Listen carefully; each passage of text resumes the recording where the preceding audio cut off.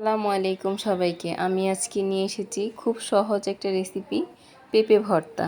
অনেকে পেঁপে রান্না করে বা অন্যভাবে খেতে চায় না, তাই পেঁপে ভর্তাটা অনেক মজা হয়, সেটা পানি পানি লাগে না। আমি পেঁপেটাকে স্লাইস করে কেটে ভালো করে কচলে ধুয়ে নিয়েছি। এখন আমি একটা প্যানে পানি দিয়ে একটু লবণ দিয়ে এটাকে ভালো করে সিদ্ধ করে নেব। চাইলে ব্যাচেলাররা এটা বেশি ট্রাই করতে পারেন, যেহেতু এটা খুব সহজেই ইজিতে করা যায়, আর এটা খেতেও অনেক মজা, ইয়াম্মি। আর এটা আপনার স্বাস্থ্যকর হেলদি একটা খাবার। এটাতে আপনার তেল তো কম, তো মশলা নেই, এটা আপনার জন্য খুবই ভালো একটা খাবার। যারা গ্যাস্ট্রিকের সমস্যা আছে তারা এটা বেশি খেতে পারেন।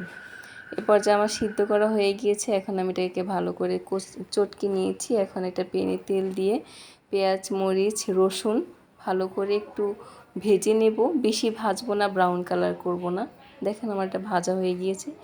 এরপর যে আমি অ্যাড করে দিব আমার চটকে রাখা সেই পেঁপে। আমি এটাকে একটু ভালো করে চুলায় একটু এটাকে ভালো করে করে নেব, উল্টে পাল্টে নেব। এরপর যে আমি ধনিয়া পাতা অ্যাড করে দেব। আমার পেঁপে ভর্তাটা ভালো হয়েছে আলহামদুলিল্লাহ। আপনাদের কাছে ভালো লাগলে লাইক, কমেন্ট, শেয়ার, সাবস্ক্রাইব করবেন। আমার জন্য দোয়া করবেন।